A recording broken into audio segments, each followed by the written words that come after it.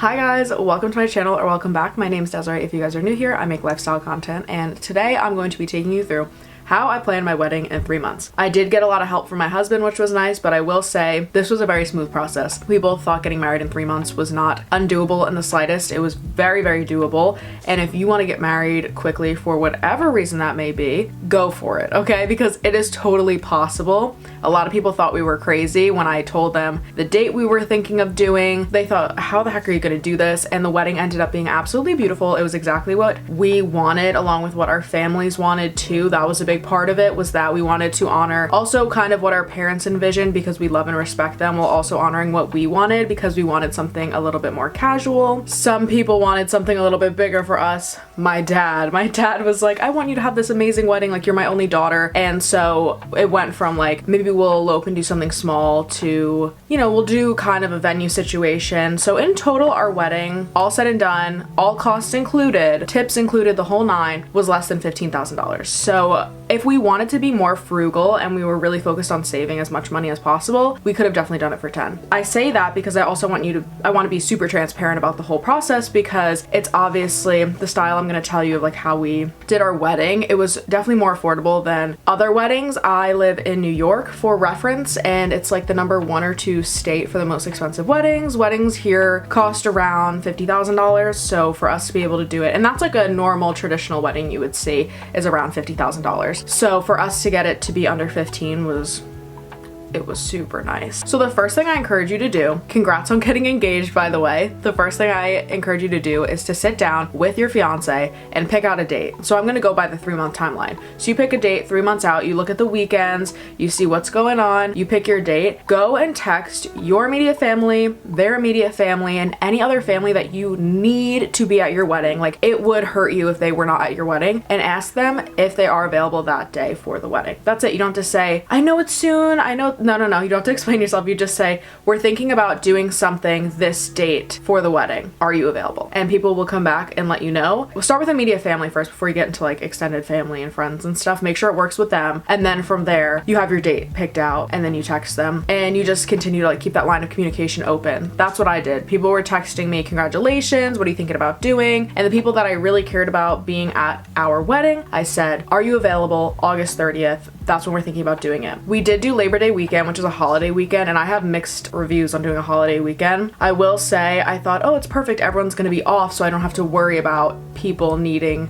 to like get back to work on Monday super quickly or anything. But it kind of backfired, because if you have a lot of family or friends or whomever out of state, it's really expensive to travel on holiday weekends. And I wish I had thought about that and maybe made it a week prior, but everything worked out totally fine. No one ever complained to me about flights or cost or anything, which I thought was really respectful, and I appreciated that. But that's just something to keep in mind. And hotels usually are like booked up a bit more during holiday weekends as well, so it's important too to have, you can reserve hotel blocks. I didn't do that personally. You can call up, see what's going on, give people some recommendations of hotels. We used Zola for our wedding website. We did e-invites and everything like that, which I'll get into. But the second thing is, you need to pick your vibe. What are you doing? Are you doing a venue? Are you doing a restaurant? Are you doing a church ceremony? Are you eloping? Are you doing a backyard party? Like, what are you doing? You got to get that figured out, because that is going to basically set the pace. If you have a space that gets filled up quickly, it's probably going to push your wedding date out further away. So what we ended up doing was renting a room and a space that came with the chairs and tables, and then we bought all the decor, and we hired a staffing team, a company, and we got the food and everything, which I'll get into. But that was our plan, was like, okay, there's this room. It was only like $2,000 to rent for the evening, and they give you the tables and chairs, and it overlooked the harbor. It was gorgeous, and you just had to basically dress it up and add everything into the room, but the room itself was beautiful. So that's what we did. We confirmed that they were available that day, and then we just needed to get a church ceremony set up. So we ended up getting married at a church. We're both Christians, so we got married at the same church that my husband's parents got married at. We went and met with the pastor, and you know, if you're plugged in with a church, ask the church. that you're plugged in with, or wherever it is you want to get married. I know sometimes, like with Catholic churches and stuff, they have you do the pre-Cana, I think it's called, the counseling prior. So make sure too, like all of this will meet up with what you have to get done. Of course, if you just want to do a ceremony with an officiant, not in a church, you don't have to worry about that as much, but you just have to think like, where am I going to do this? How is this going to happen? Everyone can meet at the beach. You got to just think the logistics of your plan. So I'm going to tell you how we did it based on, we had our ceremony at a church, and then we had our venue was just a room we rented that had the tables and chairs. So basically, once we knew that room was available, we put a deposit. We said, okay, we'll rent this room. We'll put down our name for August 30th on this specific room that overlooks the harbor, like this beautiful view of the water. And that's going to be how we're going to do it. So then from there, I needed to find music and catering. If you have a place for the people to go, if you have a ceremony spot, food and music, you're literally set. That was honestly the majority of everything you had to kind of worry about it. And in general, this is a happy process. Don't let people stress you out. So many people are going to give their opinions and they're going to tell you XYZ about how you should do something, but just do whatever it is you want to do. Like, it's hard to not sometimes take things personally when people just give this unsolicited advice, but I just kept in mind people have good intentions when they tell you things and they wouldn't say it. No one tries to hurt your feelings. That's kind of how I try to look. It's how I tried to look at this whole process, was that I knew nobody was actually trying to hurt my feelings about the things they were saying or thinking they knew better. People genuinely just want to help. Sometimes they just don't know how to specify that. And you have to make sure you get wedding bands. Don't push off getting wedding bands, because especially if you have a custom ring or something that needs like a custom band, that's going to take 2 months in and of itself. That was something that we pushed off. So we ended up just doing, like, my engagement ring is a custom one, so we just did like a normal wedding band and I just have them on 2 different hands. I'm like, whatever, it's not the end of the world. I'm gonna probably get something custom down the line, but I think it's not really a big deal to me. So, we also, money saving tip, we got these rings from Ridge, like the wallet company, the men's company, and they sell like really nice wedding bands and they have a lifetime warranty twice over. Like, if your ring size changes or you break it, they'll literally send you another one. This is the gold one and my husband has the platinum one, I believe is what he ended up getting. So for food, what we did to save money, and also because the guest count wasn't going to be in like 3 months in advance, obviously, because we're planning it in 3 months, we did buffet style because we had a roundabout of people that we knew we were going to be inviting. We also knew the capacity of the room was like max 100-ish people, so we knew it would be around that, so we ordered food for that amount of people. There was definitely leftover food, but like, you'd rather have more food than run out of food. We decided to do buffet style over per plate because per plate is so expensive. I also was unsure of how that would even work in a venue space, like how we rented it. We contacted a local catering company, Italian food. We said, are you available to do a catering order for a wedding on this day? They said, yes, we are available. And then they recommended to us a staffing company for offsite catering. And from there, we contacted them. They said they were available. We booked somebody for that too, and we were set. As for invites, we used the website Zola, the app. It's an app and website, but it was for our wedding website. And we decided to, 1, cut costs, 2, to expedite information, and 3, just like convenience for us and everyone else. We just did evites. So I literally texted everybody their evite. I made a little thing for free on Canva. I made our own invites and I just wrote like ceremony time and location, venue time and location, RSVP by August 1st. So I did 30 days prior and we sent these out in July. So we get engaged the end of May. We figure out everything that we're gonna do in June and confirm dates with important people in advance, and we figure out the catering, the venue, the ceremony place, like the church we're gonna have it at. We figured all that out, so then we were good to send out invites by July, the beginning of July. So we sent out invites in the beginning of July to everybody, and we just waited for the RSVPs to come in. Zola counts your RSVPs for you. It manages and tracks all of it. You input their first, last name, their guests, kids, whatever it is, and their phone number, and they can go on to, there's a QR QR code that you can use. We put the QR code on the Evite, and then for the people who wouldn't understand a QR code, we sent the direct link to RSVP. So they just had to click the link, put in their first and last name, and say if they were attending the ceremony and the reception. And everyone did just that. Once it was actually August 1st, I reached out to anyone who hadn't RSVP'd. Some people were just like, oh, I thought I did. Other people, they're just a little bit older, so they didn't really know. So I just did that manually myself. And then we had our head count of people. It was interesting. A lot of people said to me, if you do a quick wedding, just make sure you're aware that a lot of people will probably not be able to go. And that actually wasn't the case. Most people that I was thinking would be there were, and most people that I thought maybe wouldn't be able to go weren't. But there wasn't a ton of people that said they couldn't go. Most people were available, which was awesome. Everyone was getting super excited. At this point, the month of August was the buy your decorations month, because if there were things that I didn't use, I didn't want the return window on Amazon to go away. That was something that was super important to me, because if I overbought, I didn't want to be able to not return things. So we went on Amazon, we bought tablecloths, chair covers. We also bought, actually no, we didn't buy the chair covers. There was someone that I knew whose daughter just got married, and she sold a lot of the stuff to us. So she sold us some tablecloths and all of the chair covers. We had to buy some more tablecloths, the buffet tables, the tablecloths to cover them, and we bought chair bows, and then we bought vases for the centerpieces. We did mini vases on each table with wildflowers in them, and my sister-in-law did all of the flowers. She used to be a florist and do like floral work. Her and my mother-in-law went to Trader Joe's, I don't know if they put in an order beforehand. It was super nice delegating that task to them, because I don't have that creative this was actually one of them. Look, hey. Also, if you want a quick wedding, don't do a bridal party. And if you do, make it so convenient for everybody. Like, do not have people spending so much money so quickly, because I just think it's inconsiderate, my personal opinion. I mean, do whatever you want. If the people around you got lots of money, then I guess why not? But we didn't do a bachelorette party. We didn't do bridal parties. We didn't make anyone wear any specific dress or colors or anything. We just said, like, wear what makes you feel comfortable. And the people who walked down the aisle as our kind of like wedding party was just family. My brothers, his sisters, our parents, and my one cousin also walked down the aisle too. That definitely saved us a lot of money. That was the one task we delegated, was flowers. Like, I just could not even be bothered. I sent one inspo pic of the bouquet I liked, and they did it perfectly. Like, seriously, my sister-in-law did so good. She ate. It was so good. So that's what we had, and then just like little gold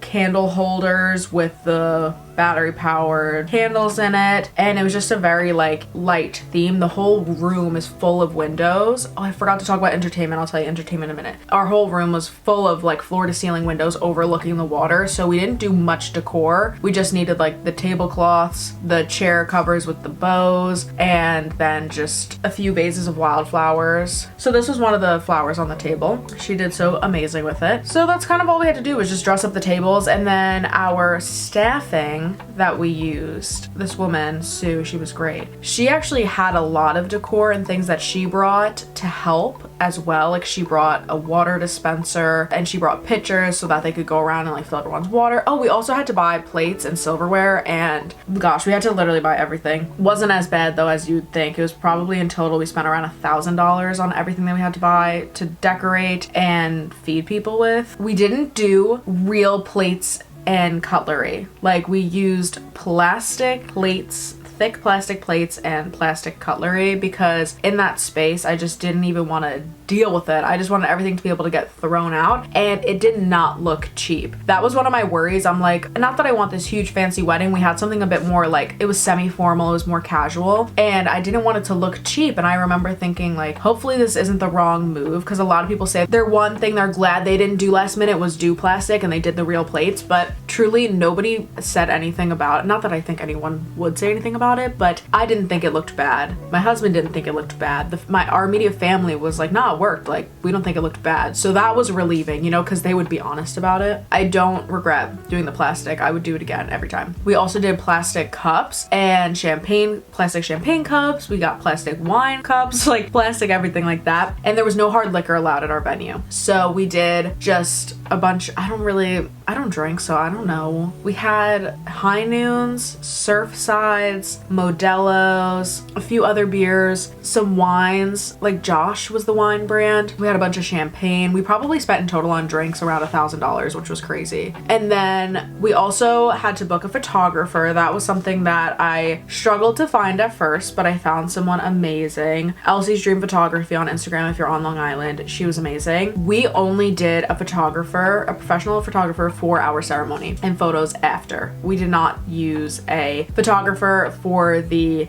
reception. One of my really close friends, she does photography as a side business, so she did take photos at the reception, and that's my wedding gift, is she's gonna give me those photos. But truly, we just felt like we didn't need to hire, because one, my friend was like, I'll take photos, which was great, but she was like, definitely hire someone for your actual ceremony and those photos after. So that's what I did. And we had a gap of space in between the ceremony and the venue, which was really helpful as well, because we were able to spend a couple of hours taking photos, have some downtime, and then go to the reception to celebrate. We didn't do grand entrances. We didn't do any of that. Then for music, that was another big thing. A lot of people use DJs. I wanted live music. You know, it's weird because I love making YouTube videos and being on social media and like content creating and stuff, but I don't like attention on a large scale like that. And the whole DJ with the grand entrance and all of the like attention and like the rave style, like, I don't know. It just wasn't for me. I think when I'm at weddings and I'm not the center of attention and I'm there as a guest, I love a good DJ. I think it's fun. For it to be mine and my husband's event, I'm like, I do not want a DJ. And I actually worked with these guys who were in a band, and they do 70s and I think it's 60s, 70s, and 80s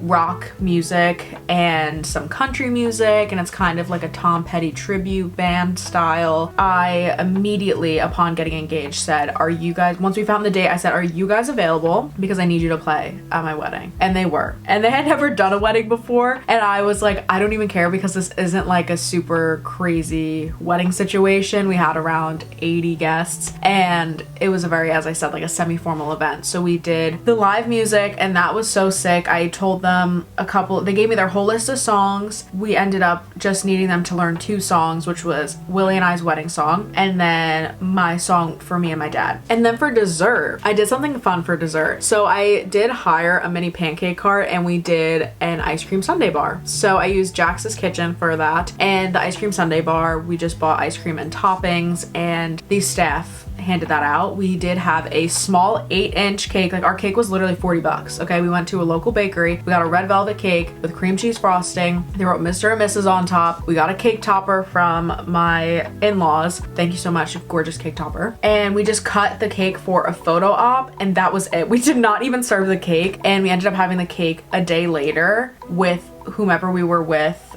just some family and friends, and it was really good, the cake.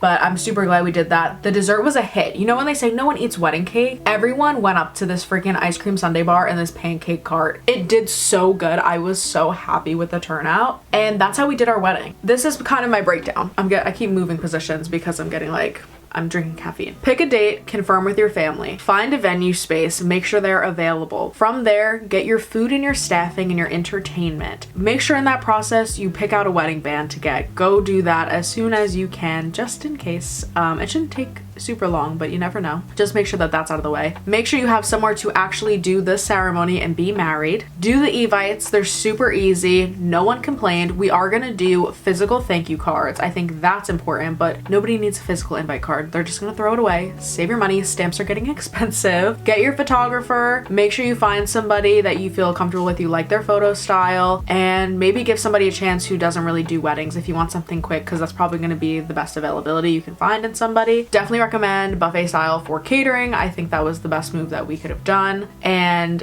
people were able to get multiple like food choices. Most people complimented the food and they said it was super good and they enjoyed it, and they tried a bunch of different things, which was great. We also did appetizers with the servers kind of just like passing them out, which was great as well. Figure out what you're gonna do for a cake. You want to save some money. I would recommend doing some type of like ice cream sundae bar situation, maybe mini cupcakes or something, and just having a cake to cut. Get your decor on Amazon. Don't rent linens. It was so expensive to rent linens. It was much cheaper to just buy them.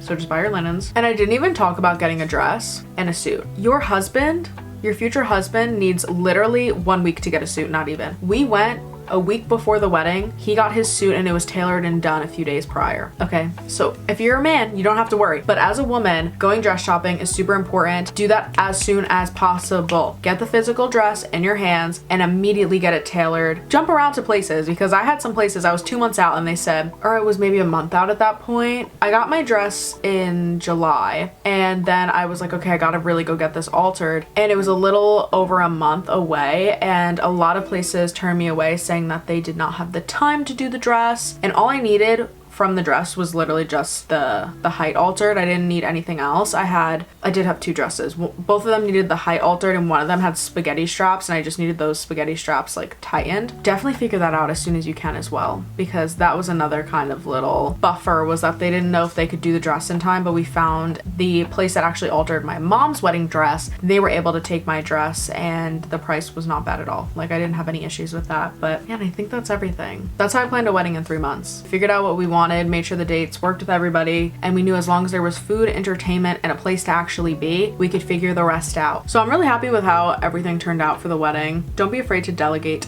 tasks to people. Also with the seating chart and everything of that sorts, I just went on Canva and found a template, put in people's names, printed out the photos at Walgreens. I did like matte photos, not shiny, and I got a seating chart off of Amazon and I just clipped it on and it was so easy and it looked so cute. And a card box I found on Facebook Marketplace. Like feel free to use all those readily available resources like Canva, Facebook Marketplace, etc. to get some things to help you out. So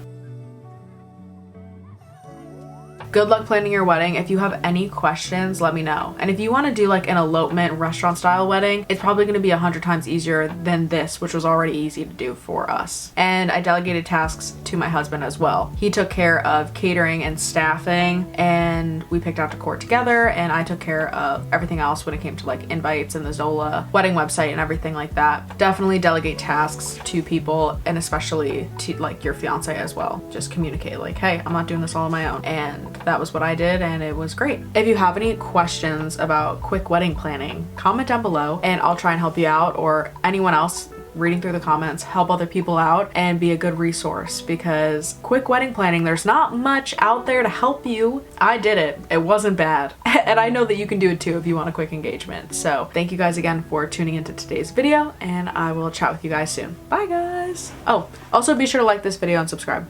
Okay, bye guys.